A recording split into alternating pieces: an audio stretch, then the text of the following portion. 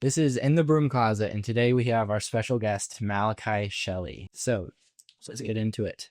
Malachi, what is your favorite Bible verse, and what does it mean to you? 1 Corinthians chapter 13, verse 13, without a doubt. Now abide faith, hope, and love, but the greatest of these is love. That means so fantastically much to me because that was what I struggled so much with, and when I was first coming to Christ, did not understand it in the slightest because I didn't really even love myself. Started with suicidal thoughts and stuff like that, and just being reminded every day of God's love, it really is burned on my heart because I can have all these other things, faith, hope, and all of that. And I saw that all around me, and my family was grew up in a Christian home, but love, it's hard to come by. Yeah. And I need that daily reminder. So that's why it's my favorite. It's really good. Was that a verse that was brought to you through a pastor or youth pastor or just your own personal studies, or how did you find that verse? I remember. I found this. Do you remember the song? I believe it's in Jesus Freak. Yep. You remember? That's where I first heard the verse. And I had never heard it anywhere else. And I looked it up and I have forever remembered it because of that song and the rest of that song. It's a good song. That's your favorite song by the Jesus Freak, obviously. But if I had to pick another one, it would probably end up being a Toby Mac song. Be Made to Love. That is a really good one. What is your favorite unconventional Bible verse or Bible verse that is just reading that verse alone is very confusing or very weird? But my first thought is that part in Judges where the dude shoves a sword through the guy on the toilet and is fat just Oh, it's very descriptive. But I mean, that's how the Bible does it. It's actually more descriptive than the Bible. It's fantastic. All right, a bit of a change of pace. But would you ever get any tattoos? See, I have no idea what I'd get. I don't think I would get tattoos personally. I feel like that's too big of a risk. I don't think there's really anything wrong about getting a tattoo. Okay. I understand people who think there is something wrong about getting a tattoo in the Old Testament. I get that. Yeah. But I don't know. I don't personally have any qualms with it. So it's more of just a personal Yeah. Also, kind of like anything that I would get would probably just end up being cringe. Yeah, I understand that. With your upcoming fight with Cohen, what are your thoughts beyond that? Are you excited for it? I am excited, but I also don't know if I can actually punch Cohen in the face. I was jokingly do it, but then I cut my finger when I did punch him in the face, and then he was fine. So honestly, if anything, I'm probably going to get my butt beat, but that's okay. Do you have any specific motive behind this fight? Tickles my feet too much in the morning, but other than that, give us more on that. What? I think I don't know, man. I'm on the top bunk, and so I'm just trying to get down out of bed. And sometimes when he's awake, but now I get up early, so he can't do it anymore because he's always asleep. Get up at 6 o'clock in the morning. Game, I like it. Old toe goblin can't grab me. Did you do anything to him to kind of spark this? I don't know, man. No, did I do something? I probably did a ton of things. Probably did last semester. Yeah, I swear he was the only one cleaning the room. But I do it this time. Speaking of cleaning a room, didn't you get a talking to today? That's really funny that you mentioned that. Yeah, I did. Want to know whose fault it was? Whose? Was it Cohen's? Both of ours, because I literally wasn't there and he just didn't do it. Nice. I walked in there Friday morning and I thought it was very much a mess, and I was like, Cohen's gonna do it later. It's fine. It's usually not a mess, which is kind of what. Yeah, usually when you clean it, it looks good, but there was clothes covering the floor, so. Yeah. Whoops. Is art subjective? Oh, not this question. It's both.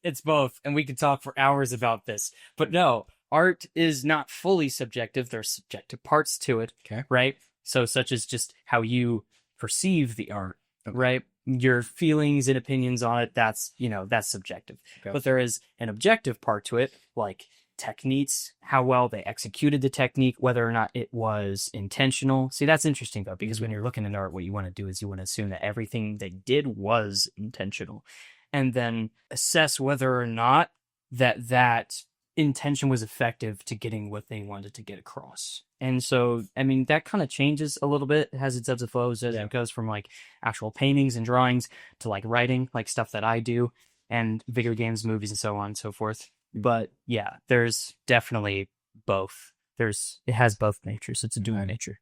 So it's subjective and objective? It's both, yes. Absolutely. All right. Is all art inherently political?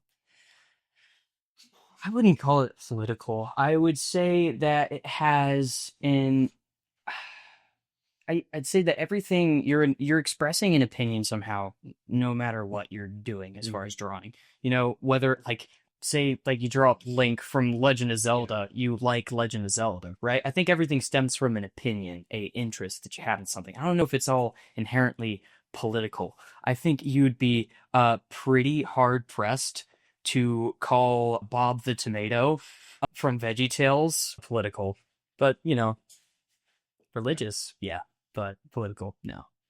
What's your favorite way to express yourself through art?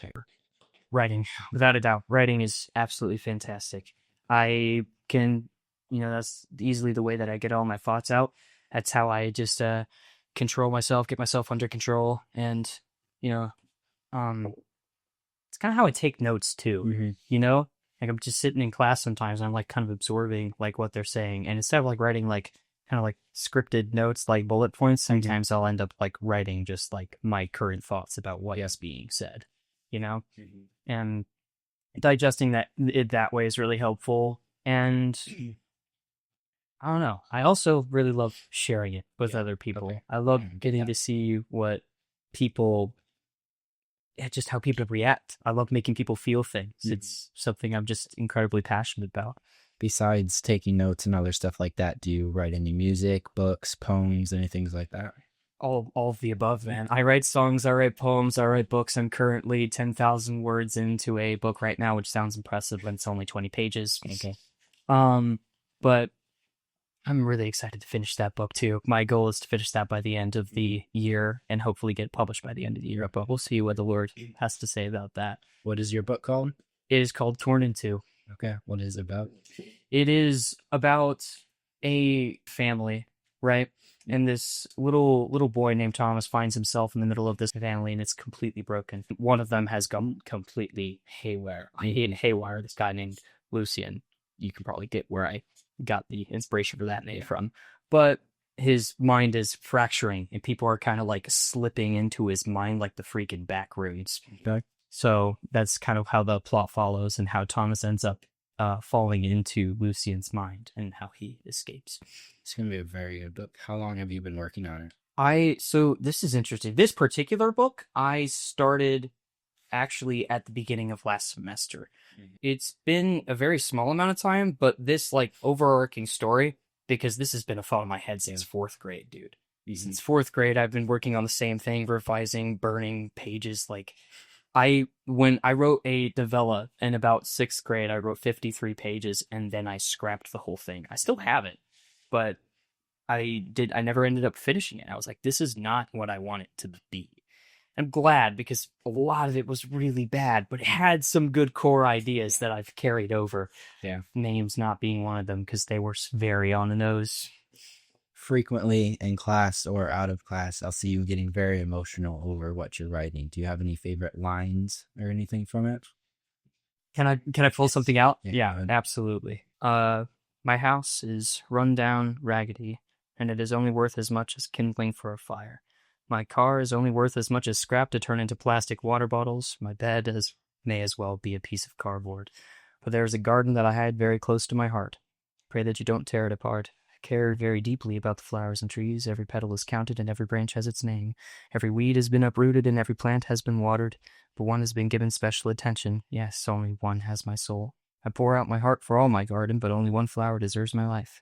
I walk to the center of my garden, and there it is, protected and preserved. Its petals are so delicate, and its scent is sweet.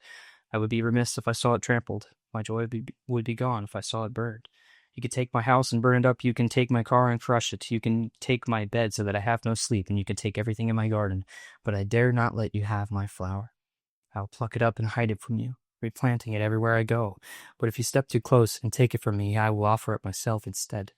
That flower will not be destroyed, and when I finally go, I will fertilize the ground beside it, and more colorful it will grow. I would rather die than watch it wither, and I would rather become its food than give it away. For Jesus is mine, and I am his. I will remain faithful unto death. That's really good. Do you have any inspiration behind that? It was random. Like in the middle of class, it just hit me like a wave. Yeah. And this was a few weeks ago, and I just started writing, and originally I was like, oh yeah, this is just how I feel about Jesus. And I thought about it for a little bit, and man, it is not. That's how Jesus looks at us. Because, like, I'm not faithful. Yeah. I'm complete opposite. But Jesus is absolutely faithful and was faithful unto death, and he treats us like that flower that he dares not let anybody else touch. That's really good. So I'm assuming your book is definitely going to have a little bit of Christianity. Oh, absolutely. My hope is that I write something like that even scratches the surface of like a C.S. Lewis book or a J.R.R. Tolkien book. So it's really good. How many more pages do you think you're going to write? So it's less about pages because in the end, page count varies from different copies that you end up making. So it's more about word count. My goal is to get around 120,000 words. 140,000 I think is the only one, is the like limit of amount of words that you can actually print, but I'm not quite sure on that. But that is my goal, 120,000 words.